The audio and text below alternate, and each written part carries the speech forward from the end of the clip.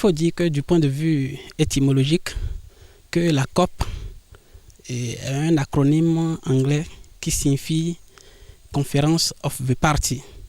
Le O est mis pour off. Et lorsqu'on le francise, ça devient CDP avec l'appellation Conférence des partis. Et c'est la 21e édition qui aura lieu à Paris à partir du 30 novembre au 11 décembre 2015. Et il faut préciser que l'idée de COP ou de CDP, selon ce que vous voudriez, est née à l'occasion du sommet de la planète Terre à Rio de Janeiro en 1992 pour combattre efficacement, et ce avec synergie bien sûr, le réchauffement planétaire. Il faut aussi reconnaître que lors des COP, il y a beaucoup de grandes décisions qui sont prises. Et nous pouvons parler par exemple du protocole de Kyoto et au Japon. Il y a aussi le test juridique de Marrakech et au Maroc. Et nous avons aussi le plan d'action de Bali en Indonésie et aussi les amendements de Doha au Qatar. Les questions liées au changement climatique et à l'environnement ne sont pas des questions à banaliser. C'est des questions assez sérieuses. Et vous auriez suivi le souverain pontife en la personne de Pape François et lors de son discours adressé à l'ONU, qu'il a été assez clair et ferme sur ces questions. Je vais parler des questions climatiques et environnementales. Et si nous voulons avoir un environnement sain, il faut que nous réduisons l'industrialisation de la planète Terre. Il faut aussi que nous diminuions l'utilisation des énergies fossiles. Et je veux désigner par énergie fossile et les hydrocarbures, c'est-à-dire le pétrole et les gaz naturels.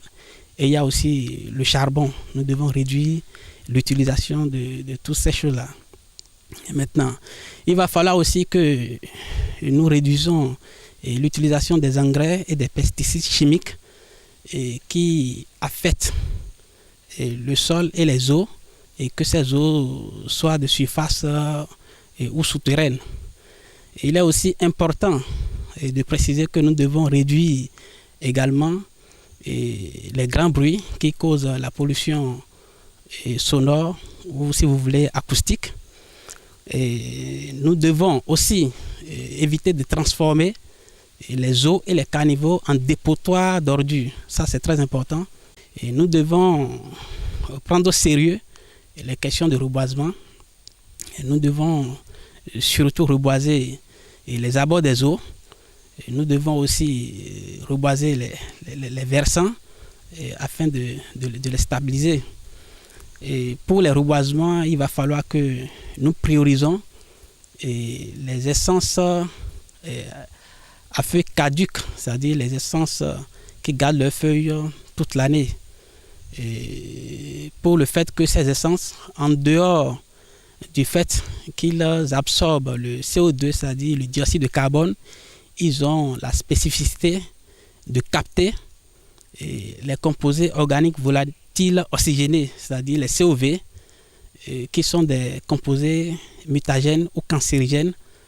Et d'après le chimiste de l'atmosphère, Joss Leavitt de l'Institut pour la chimie Max Planck en Allemagne.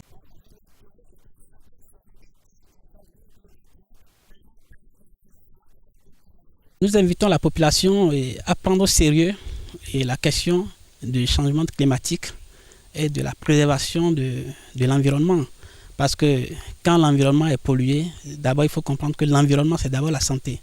Et quand l'environnement dans lequel vous vivez est pollué, ça veut dire que vous vous rendez malade.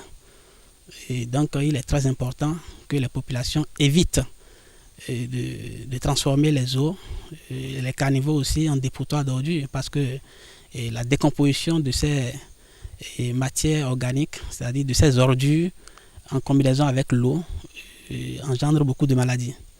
Donc il est important que la population comprenne désormais que ces questions ne sont pas des questions à banaliser. Notre survie en dépend. Oui, il y a toujours des propositions et de grandes propositions, et de grandes décisions, mais il faut comprendre qu'on ne change pas de façon brusque les habitudes. Donc c'est de façon progressive que nous allons amener la population à comprendre. Et c'est à ça que nous nous attelons.